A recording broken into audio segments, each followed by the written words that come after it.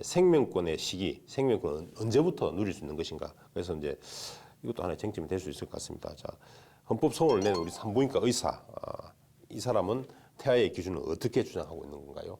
산부인과 의사의 변호인 측은 당연히 태아가 출산 전까지는 사람이라고 볼 수 없다라고 예. 주장을 했습니다. 출산을 해야 법적으로 사람으로 인정을 받고 또 한 가지 낙태죄를 처벌하는 조항은 결국엔 산모로 하여금 원하지 않는 임신을 유지하도록 하고 결국에 출산을 강제하는 부수적인 효과가 있지 않습니까? 그래서 결과적으로 임산부의 자기결정권을 상당히 침해하는 조항이다라고 주장을 했습니다. 그리고 아까 서두에서도 잠깐 말씀을 드렸지만 낙태죄로 인해서 실제 기소되고 처벌받는 사례 자체가 굉장히 드물기 때문에 이미 사문화된 규정이다. 또한 적어도 임신 초기의 낙태는 허용해야 하지 않나라는 주장을 이야기를 했습니다. 실제 우리나라 민법 같은 경우에는 태아의 권리 능력을 사실 굉장히 제한적으로만 그렇죠. 인정을 하고 예. 있습니다. 그래서 전부 노출설을 취하고 있고 우리 형법 같은 경우에도 이제 진통이 돼야 비로소 이제 권리 능력을 인정한다고 볼 수 있습니다. 그래서 마찬가지의 법적인 그런 주장을 했던 것 같습니다. 예,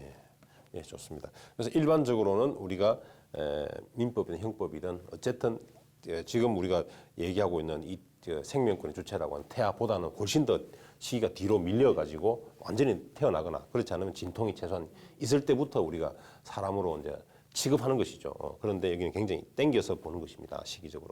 자, 이에 대해서 우리 법무부는 또 어떤 논리를 펼쳤습니까?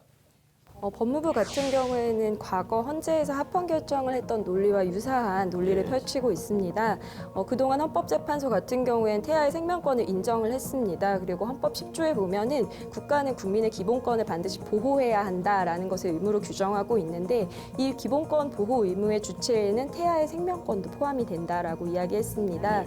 그리고 또 한 가지 또 주목할 만한 이야기를 했는데 태아는 자기 스스로를 지킬 힘도 없고 또 스스로 어떤 목소리를 낼 수 없는 굉장히 나약한 존재인데 오로지 자신의 심장 소리로만 자기가 살아있다는 걸 증명할 수밖에 없다. 그렇기 때문에 더욱더 보호받아야 하는 더 연약한 주체다라고 이야기를 했습니다.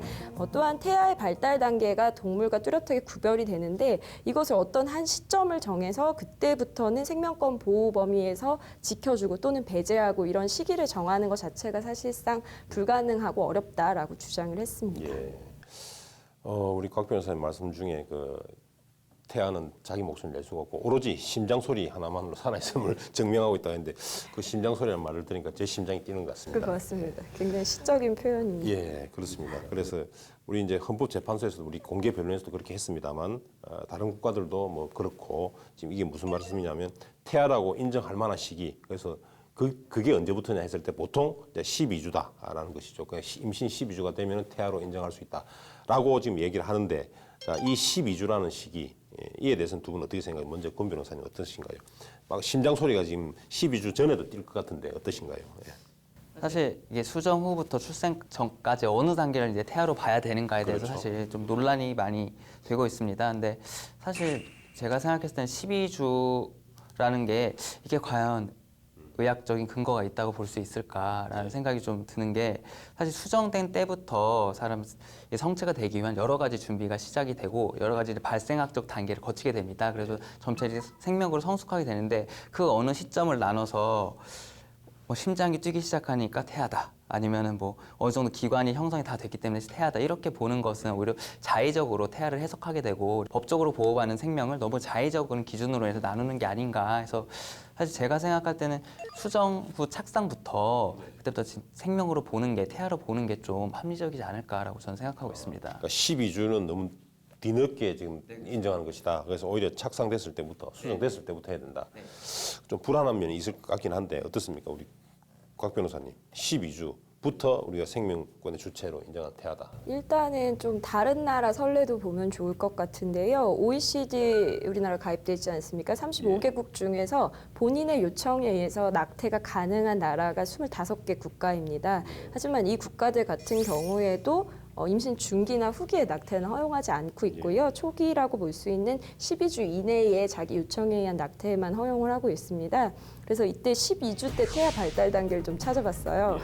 태아의 크기가 한 6에서 7cm 정도 되고요. 이때부터 뼈 조직의 형성이 본격적으로 시작이 된다고 합니다. 그래서 손가락과 발가락의 구별이 가능하고 또 외부의 생식기가 나타나고 이때부터 본격적으로 또 태아의 움직임이 생긴다고 합니다. 그래서 이거를 12주 이전에는 배하고 12주 이후에는 태하고 뭐 이렇게 볼 수 있는지 여부는 아마 의학자들 사이에서도 뭐 분쟁은 있을 것 같은데 어쨌든 이런 것들을 근거로 해서 12주를 근거로 이전에 낙태를 허용할지 말지 외국에서도 좀 논의가 많이 이루어지고 있는 것 같습니다. 결국 12주라는 것은 이제 태아의 발육 상태, 그래서 실제로 이제 사람으로서 뼈대가 형성되는 시기가 아마 12주인 것 같습니다. 그래서 그때부터 우리가 태아로 인정하고 있는 것으로 지금 보입니다. 우리 각 변호사님 말씀에 따르면은.